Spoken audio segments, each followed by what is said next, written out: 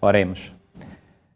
Nosso querido e amado Pai, obrigado porque mais uma vez nós podemos abrir a Tua Palavra e saber que Tu nos assistirás com a operação do Teu Santo e Bom Espírito, o mesmo Espírito, Senhor, que revelou estas profundas e grandiosas verdades aos Teus servos no passado, é esse mesmo Espírito que hoje está habilitado a nos revelar o pleno significado de cada uma destas verdades reveladas. Senhor, neste assunto tão importante nós iremos abordar, que é sobre os falsos profetas e o seu ministério, que Tu nos dês clareza de entendimento, discernimento no nosso espírito, para sabermos realmente apoderarmos daquilo que está revelado na Tua Palavra para o nosso benefício. Tudo isto nós te pedimos e desde já pela fé te agradecemos, em nome de Jesus. Amém. Muito bem, amigos. Nesta lição nós iremos falar sobre os falsos mestres. E os falsos mestres, infelizmente, foram sempre indivíduos que sempre confrontaram o povo de Deus em todos os séculos da história. E não poderia ser de outra forma. Reparem, o que é que a Bíblia nos revela? Aliás, eu gosto muito da palavra revelação, porque revelação significa isso mesmo, que nos revela algo. E revela-nos o quê? Pois bem, revela-nos aquilo que nós, através dos nossos próprios olhos, não conseguimos entender, não conseguimos enxergar corretamente. Então, a revelação revela-nos algo que não está ao alcance da nossa visão física.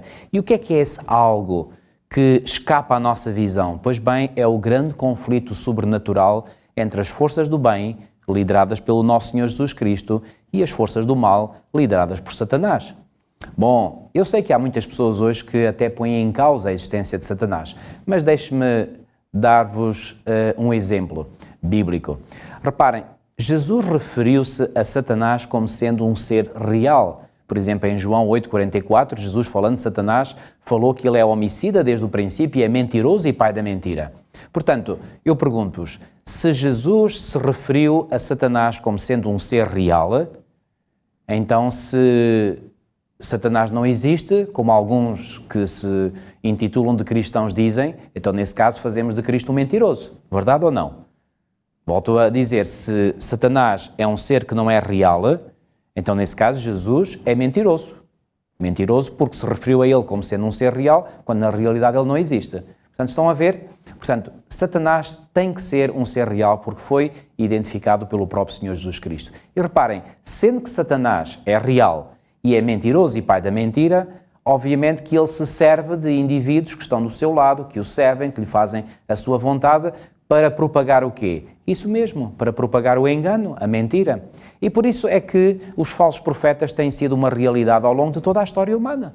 Porque são indivíduos que estão a ser manipulados, alguns deles provavelmente até sem terem consciência plena disso, e eu aqui recordo das palavras de Jesus quando já estava crucificado na cruz do Calvário, quando ele fez uma oração em favor daqueles próprios que o estavam a crucificar, dizendo: Pai, perdoa-lhes, porquê? Porque não sabem o que fazem.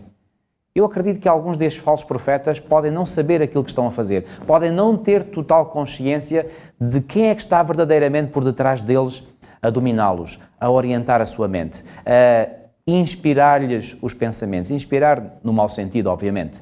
Pois bem, os falsos profetas foram sempre alguém que foi como que uma nuvem negra sobre o povo de Deus. E reparem que no sermão profético de Jesus, em Mateus 24, Jesus começa por dizer, e Jesus respondendo à pergunta que os discípulos lhe tinham feito sobre quando sucederiam as coisas que Jesus tinha referido, nomeadamente a destruição do templo, e o versículo 4 diz-nos: E Jesus respondendo disse-lhes: Acautelai-vos que ninguém vos engana. Reparem, eram os discípulos do tempo de Jesus passíveis de serem enganados, sim ou não? Claro que sim, por isso é que Jesus lhes fez esta admoestação. Pergunto, se os discípulos que andaram 3 anos e meio com o maior mestre que a humanidade já conheceu eram passíveis de ser enganados, estamos hoje nós livres de podermos ser enganados? Nem pensar, amigos. Todos nós hoje corremos o risco de podermos ser enganados. E enganados através de quê ou através de quem? Pois bem, Jesus ele próprio disse. Versículo 5, porque muitos virão em meu nome, dizendo eu sou o Cristo, e enganarão a muitos. Jesus foi claro. Quantos é que viriam em seu nome para enganar? Muitos. Se fossem poucos, já era mau. Mas o pior é que são muitos. E são muitos e enganam a muitos. E Jesus mais à frente, no versículo 11, diz, e surgirão muitos falsos profetas e enganarão a muitos. Mais uma vez, Jesus aqui a enfatizar a mesma ideia. E no versículo 24, do mesmo capítulo 24, Jesus diz: porque surgirão falsos cristos e falsos profetas, e farão tão grandes sinais e prodígios que, se possível fora, enganariam até os escolhidos.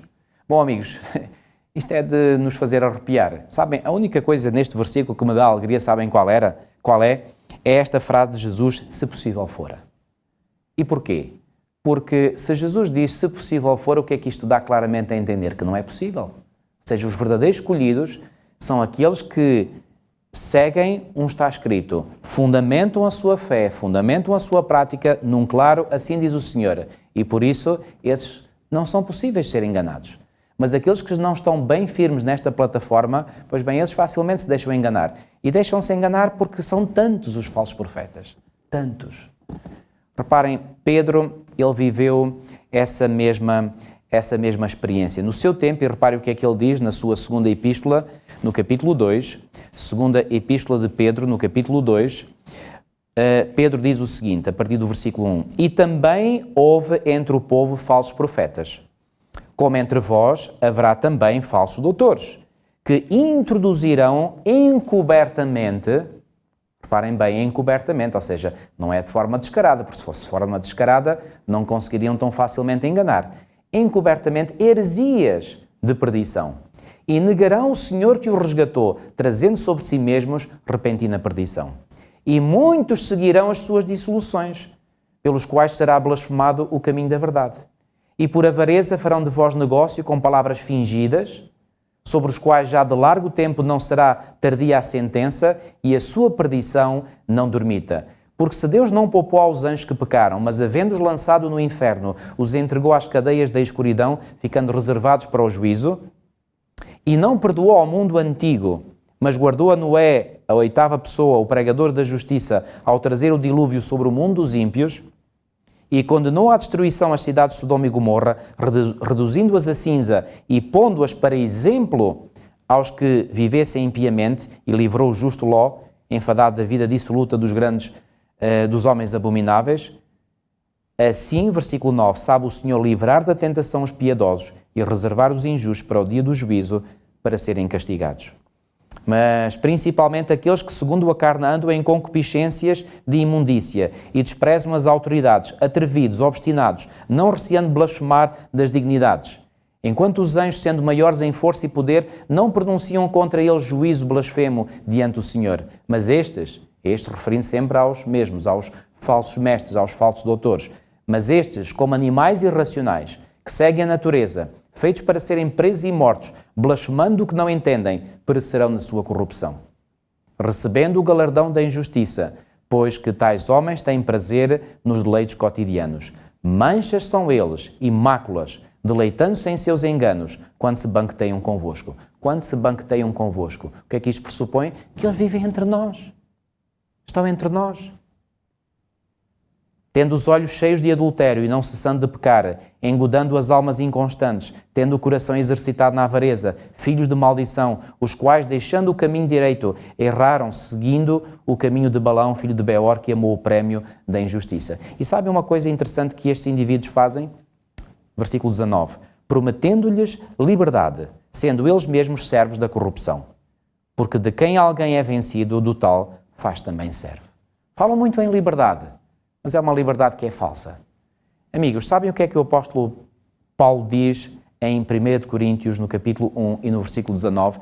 E este texto para mim tem sido um grande auxiliador. Diz o seguinte: e até importa que haja entre vós heresias, para que os que são sinceros se manifestem entre vós. Reparem, o apóstolo Paulo, inspirado pelo Senhor, a dizer que até é bom que haja heresias entre vós. Porquê que Paulo diz que até é bom que haja heresias entre vós? Ele próprio diz, para que os que são sinceros se manifestem entre vós. Então reparem, no contraste que nós temos, pois bem, nós podemos saber quem é que realmente é sincero, quem é que de coração quer seguir a verdade e quem não a quer seguir. Não importa a aparência, amigos, e não devemos olhar para as aparências. Devemos olhar, em primeiro lugar, para um assim está escrito, para um assim diz o Senhor, e para todos aqueles que queiram seguir, portanto, estas verdades da Palavra de Deus. Mais uma vez, amigo e irmão, eu faço aqui um apelo para que nós possamos, todos nós, seguir um assim diz o Senhor, para que não nos deixemos levar pelos enganos dos muitos falsos profetas que andam por esse mundo fora, incluindo dentro da própria Igreja. Que Deus o abençoe e o livre de todo o mal. Amém.